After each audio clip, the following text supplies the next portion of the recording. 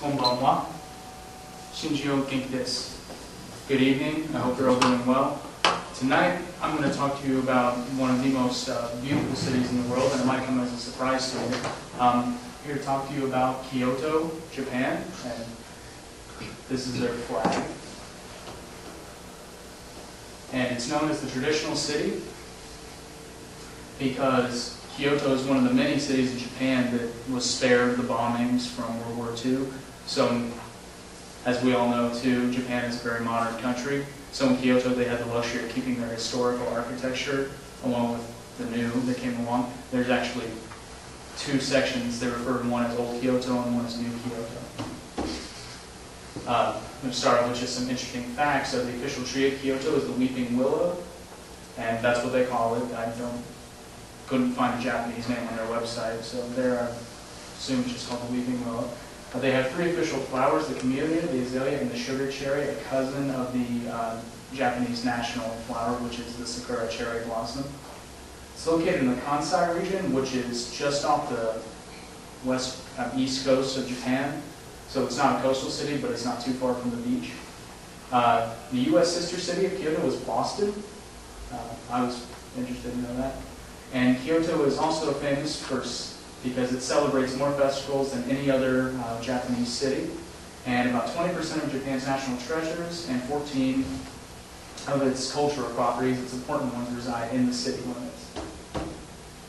A little bit of history. Not much is known about Kyoto prior to the 6th century because no writings existed and little archaeological evidence is found because most of it was destroyed during the feudal era. In 794 AD, Kyoto became the seat of the imperial court, making it the unofficial capital of the nation. It was renamed Kyoto in the 11th century, and Kyoto means capital city. It was renamed this when the Tokugawa shogunate took over the entire nation and made it the capital city. And it would remain the capital until the Meiji Restoration some years later. The Meiji Restoration, I'm going to touch on it because it's a huge part of Japanese history. It's a conflict basically that arose when the shogunates, Admiral Perry, who was a U.S. Commodore, invaded the Yokohama harbor, and after he did that, many of the Japanese citizens, particularly the samurai class, felt that the government wasn't doing its job and rebelling before invaders. So many of the clans rose up against it, and they felt that the emperor should be in power. And the thing you have to understand, up until this point, the emperor was really more of a religious leader rather than a political figure. He had never had any real power in the country until after this conflict.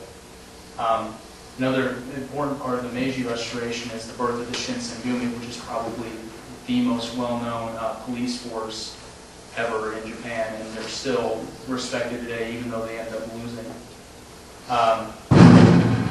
After the conflict was over, the capital was moved to Tokyo in 1868, where the emperor still resides, along with the prime minister and parliament. Since the conflict really had no definite resolution, there were still wars that went on years after this. There are some that still believe Kyoto is the legal capital, whereas Tokyo is just kind of a facade for the nation. During this conflict, much of Kyoto was destroyed by fires, and the shogunate's reign officially ended on November 9, 1867. Next part, probably one of the best parts about Kyoto, is the tourism. It's world-renowned, actually, and particularly nationally. It's a spectacular blend of traditional and modern architecture. Like I said, they have two divisions in the city. You can go to the traditional historical side, and then you have the new techno side. And it's also great because it's less than an hour away from Japan's largest international airport. Unfortunately, there is no airport in Kyoto, so the nearest one is, I think they said it was, depending on traffic, it was anywhere from 30 to 45 minutes away. And there are several historic and famous sites within the city limits, and I'm just going to take some time and show you just a few. The first one is Nijo Castle. It was built by Tokugawa Ieyasu, who was the original founder of the Tokugawa shogunate. As it says, there was the former residence of him and the following shoguns. The admission price to go see this is 600 yen, which is about 35, 40 bucks, depending on the exchange rate. And there's no special discounts or anything. And it's closed 2 months out of the winter, November and December. Next one is Kyoto Station. It is one of the largest public transportation systems in the world. And in this entire building, it contains department stores, a hotel, a theater, a game arcade, a shopping mall, and several government offices and restaurants, all housed within this little building.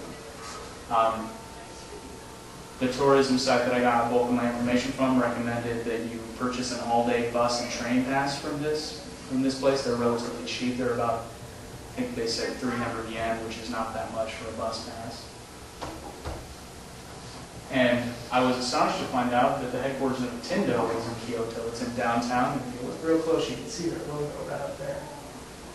I always thought that was in Tokyo. I was really astonished to find out that their world headquarters is in Kyoto. And I was also astonished to find that it wasn't a very impressive building. It's kind of plain for Japan. Even their metropolitan buildings tend to be rather grand.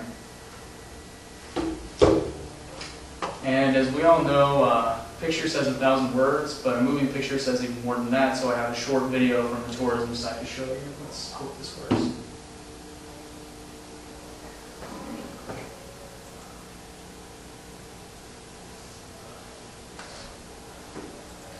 Must not have carried over.